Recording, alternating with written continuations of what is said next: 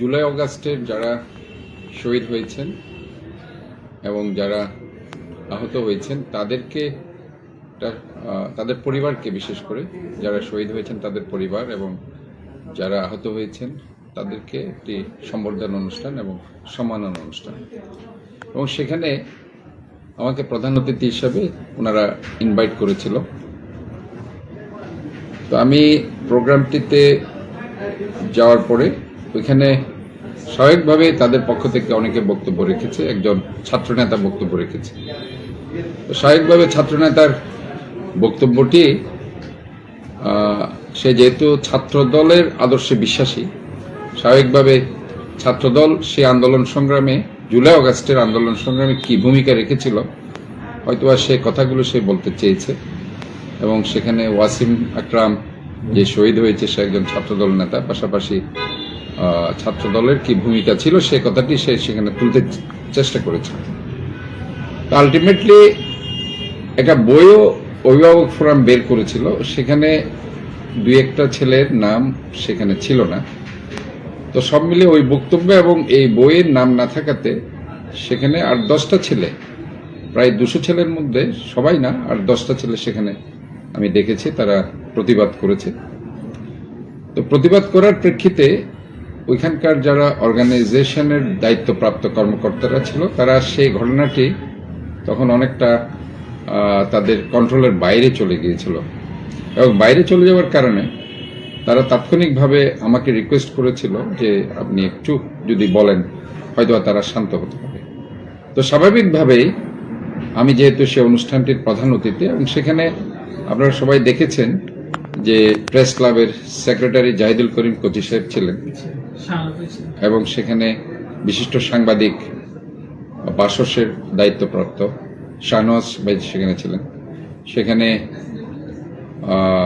প্রিভিয়ার ইউনিভার্সিটির নবনিযুক্ত ভিসি নসরুল কদির সাহেব ছিলেন, এবং সেখানে শহীদ পরিবারের যারা গার্ডিয়ান আছেন, তাদের বাবারা আছেন, মারা আছেন, তারা সেখানে ছিলেন, এবং বিভিন্ন আহত যারা ছিলেন তারা ছিলেন, এবং বিভিন্ন শহীদ পরিবারের আত্মীয় স্বজনরা ছিলেন।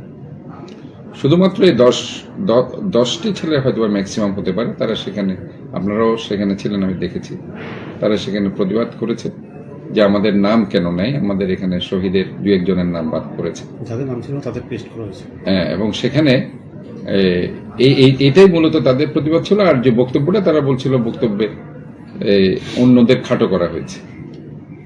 তারপরে এদের রিকোয়েস্টের প্রেক্ষিতে আমি সেখানে উঠলাম। আমি, আপনারা হয়তো খেয়াল করেছেন, আমি প্রথম থেকে কিন্তু তাদেরকে খুব রিকোয়েস্ট করছিলাম যে তোমরা বসো, যদি কারোর নাম বাদ পড়ে থাকে আমি এখানে যারা অর্গানাইজার আছে, আজকে অনুষ্ঠানটি যারা আয়োজন করেছে তাদেরকে আমি রিকোয়েস্ট করছি দরকার হলে তারা আরেকটি বই বের করবে, এই বই বের করে তারা সেটা ওই নামগুলোকে রিরাইট করবে, এবং সেখানে নতুনভাবে তারা হয়তোবা সেখানে আবার নামগুলো সেখানে সংযোজন করবে। এতে হইচই করার কিছু নেই, কারণ ভুল হতে পারে, ভুল মানুষ স্বাভাবিক, ভুল হয়েছে, ভুলটা তারা কারেকশন করবে।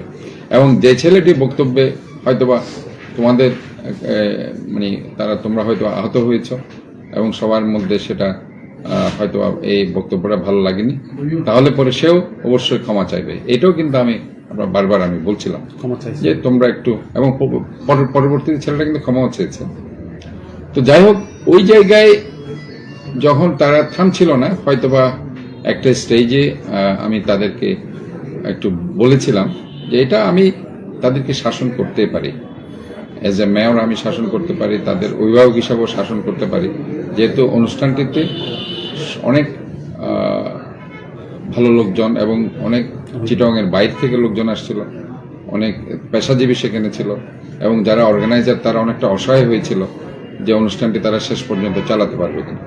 তো অবভিয়াসলি আমি ফাইনালি তাদেরকে কিছুটা শান্ত হওয়ার জন্য হয়তোবা আমার কণ্ঠটা একটু উঁচু স্বরে তাদের বলেছিলাম শান্ত হওয়ার জন্য, এবং সেখানে এক পর্যায়ে আসলে আমি যে কথাটি আপনারা দেখেছেন পরে আমি বক্তব্যে বলেছি সেটা, এবং সেটাতে তারা পরে একটা ছেলে সেখানে হঠাৎ করে অসুস্থ হয়ে গেল, আমি দেখেছি।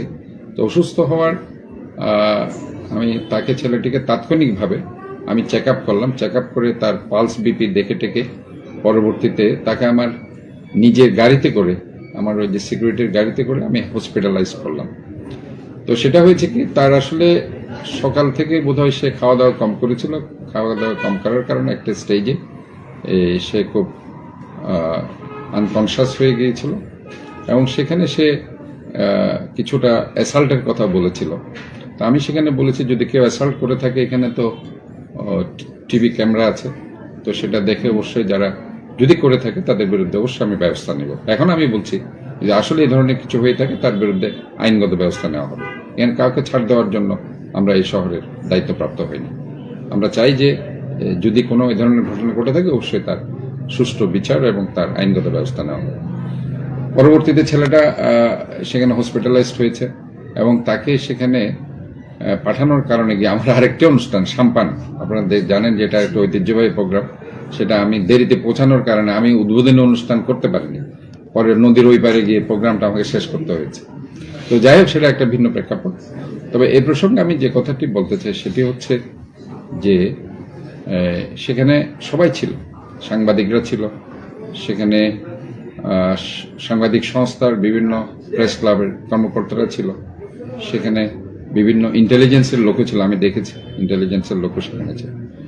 কাজেই সেখানে সামান্য পুরো ঘটনাটাকে বিভিন্ন online television, online media as well as কিছু পত্রিকা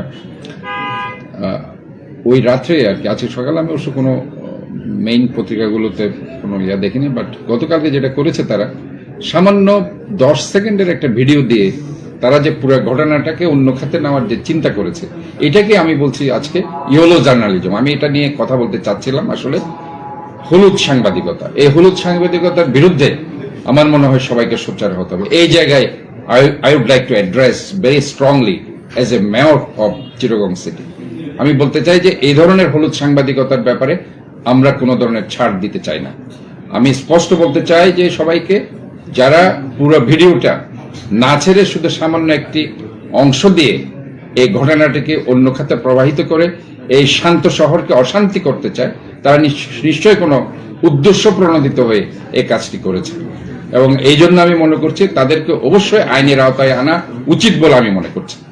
এবং আমি এখানকার ডিসি থেকে শুরু করে যারা এখানে দায়িত্বপ্রাপ্ত আছে সবাইকে, আমি ওইসব মিডিয়াকে আমি আইডেন্টিফাই করছি যারা পুরো ঘটনাটাকে না ছাপিয়ে সামান্য একটু ঘটনা দিয়ে এই শহরটাকে অশান্তি করতে চেয়েছে এবং ঘটনাকে অন্য খাতে প্রবাহিত করে এখানে সুনামকে তারা করেছে এবং সেখানে তারা একটা গোষ্ঠীকে তারা, সেটা আমি বলছি যে সেটা তারা কমপ্লিটলি একটা উস্কে দিয়ে একটা অশান্তি পরিবেশ সৃষ্টি করতে চেয়েছে।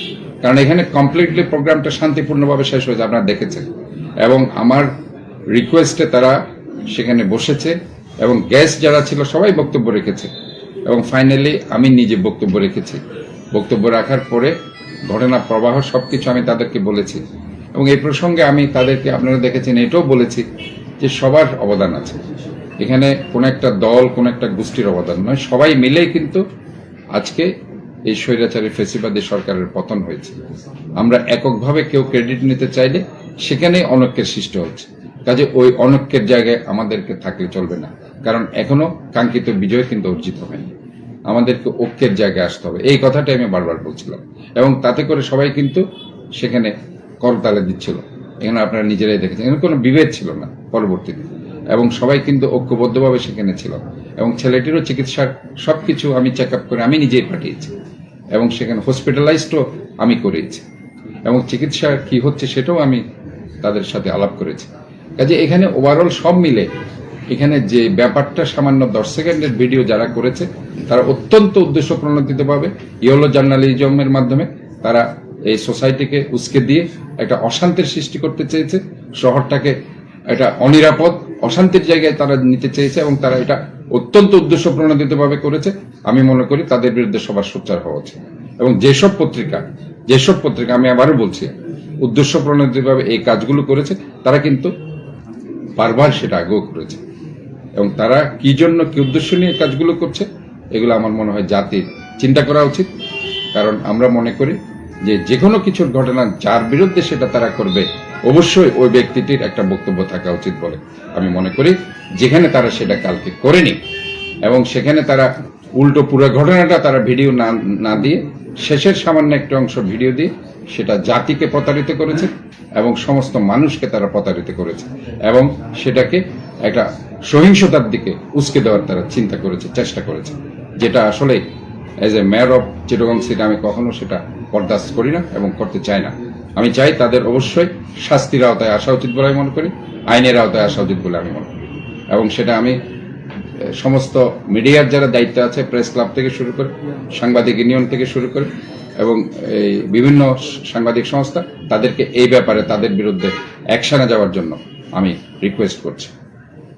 আমি আরেকটি কথা বলে শেষ করতে চাই, সেটি হচ্ছে এই সমগ্র আন্দোলনটি ১/১১ থেকে সৃষ্টি। এটা এরকম না যে হঠাৎ করে একটা কিছু হয়েছে। আজকে ১/১১ পরবর্তী সময় কিভাবে নির্বাচন হয়েছে, মঈনুদ্দিন ফখরুদ্দিন এটা সবাই জানে। মঈনুদ্দিন ফখরুদ্দিনের সাজানো একটি নাটক মঞ্চস্থ হয়েছে সেদিন ২০০৮ সালের নির্বাচনে। আমরা দেখেছি আওয়ামী লীগকে কিভাবে তারা ক্ষমতায় এনেছে। এরপরেই শুরু হয়েছে এই আস্তে আস্তে এই পুরো সমাজটাকে কিভাবে মানুষের মৌলিক অধিকার, গণতান্ত্রিক অধিকার রক্ষা যাতে না হয়, সেটা যাতে নষ্ট হয়ে যায়, ধ্বংস হয়ে যায়, সেই ধরনের কাজগুলো গত স্বৈরাচারী সরকার করেছে।